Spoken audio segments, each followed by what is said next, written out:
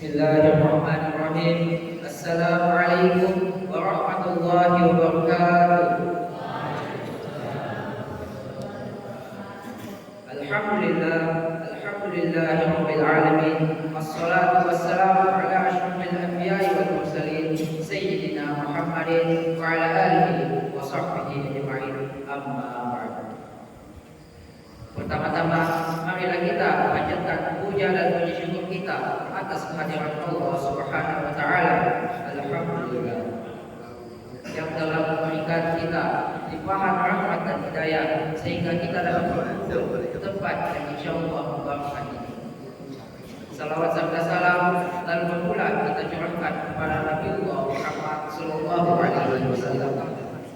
Allahumma shalli ala Muhammad wa ala ali Muhammad. Beliau yang telah membawa kita dari zaman kegelapan menuju ke zaman yang terang seperti saat ini.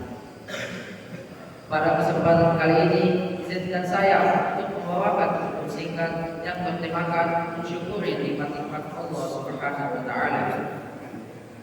Seperti yang kita ketahui bersama, Allah Subhanahu wa taala telah memberikan kita limpahan yang beribu-ribu nikmat sehingga yang tak terhingga. Bahkan dengan laut sebagai tintanya, pohon sebagai penanya, dan daun sebagai kertasnya pun tidak akan dapat memberi semua nikmat-nikmat Allah Subhanahu wa taala. Pernahkah kalian menghitung seberapa banyak nikmat Allah Subhanahu wa taala? Allah Subhanahu wa taala berfirman dalam Quran surah An-Nahl ayat 15 yang berbunyi, A'udzubillahi minasyaitonir rajim. Wa in ta'uddu ni'matallahi la tuhsuha innallaha laghafurur rahim. Dan apabila kamu menghitung nikmat Allah Subhanahu wa taala, niscaya kamu tidak akan mampu menghitungnya. Sesungguhnya Allah benar-benar Maha Pengampun lagi Maha Penyayang. Bayangkan, kita tidak dapat menghitung seberapa banyak nikmat Allah Subhanahu wa taala bahkan dengan alat canggih sekalipun. Karena nikmat Allah terus mengalir setiap hidupnya. Selain itu, ditegaskan pula dalam Quran surah Ar-Rahman ayat 13 yang berbunyi, "Fabi ayyi ala'i rabbikuma tukadziban?" Maka nikmat Tuhan kamu yang manakah yang kamu dustakan?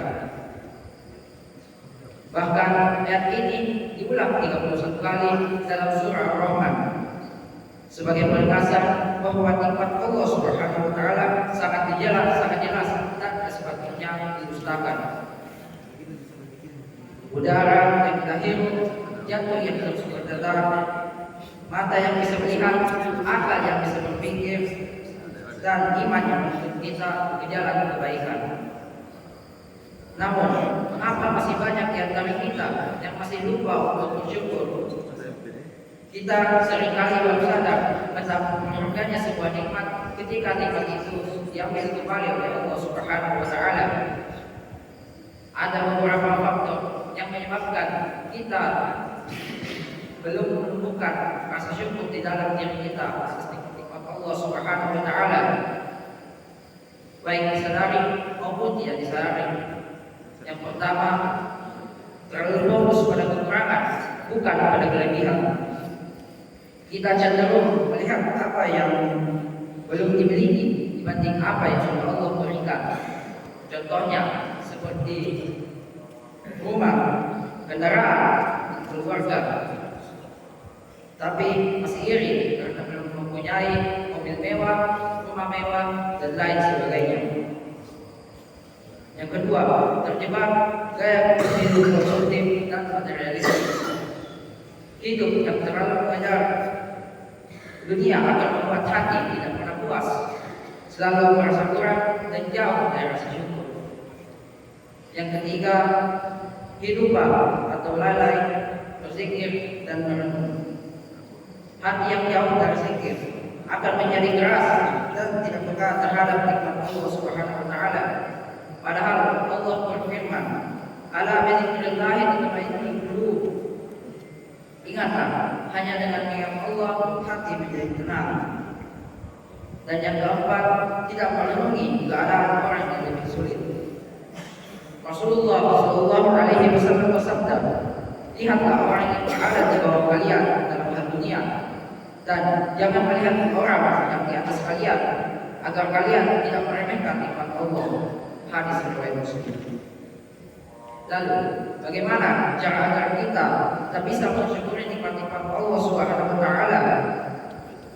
Ada 3 cara utama agar kita tetap bisa mensyukuri nikmat Allah Subhanahu wa taala.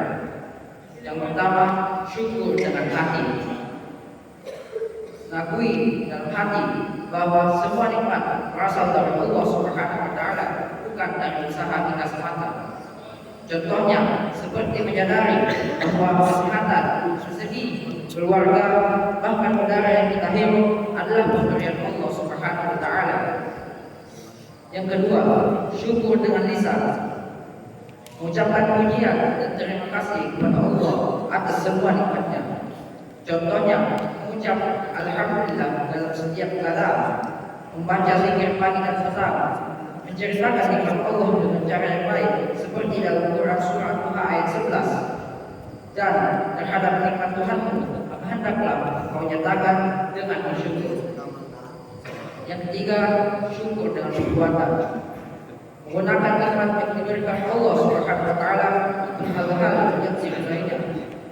Contohnya nikmat ilmu diajarkan dan diamalkan. Nikmat harta untuk disedekahkan, dibelanjakan di jalan yang halal. Nikmat waktu digunakan untuk ibadah, belajar, dan berbuat baik. Dan yang terakhir, nikmat kesehatan digunakan untuk membantu sesama dan taat kepada Allah Subhanahu wa taala. Jemaah yang dimuliakan Allah Subhanahu wa taala, mari kita koreksi diri. Jangan menunggu kehilangan untuk mulai bersyukur. Syukur bukan tentang seberapa banyak yang kita punya, tetapi seberapa kita sadar dan berterima kasih atas apa yang kita miliki. Dan ingat, syukur bukan hanya soal ucapan, tapi harus disertai tindakan nyata. Mari kita perbanyak syukur dalam hidup ini, karena dengan syukur hidup kita lebih tenang, hati kita lebih lapang, dan nikmat Allah akan terus bertambah. Demikian untuk yang singkat ini. Mudah-mudahan dengan kutub yang saya bawakan ini bisa bermanfaat bagi kita semua dan bisa menumbuhkan rasa syukur kita dalam diri kita atas nikmat-nikmat Allah Subhanahu wa taala. Lebih kurangnya mohon dimaafkan. Saya akhiri dengan ucapan wabillahi taufiq wal hidayah. Wassalamualaikum warahmatullahi wabarakatuh.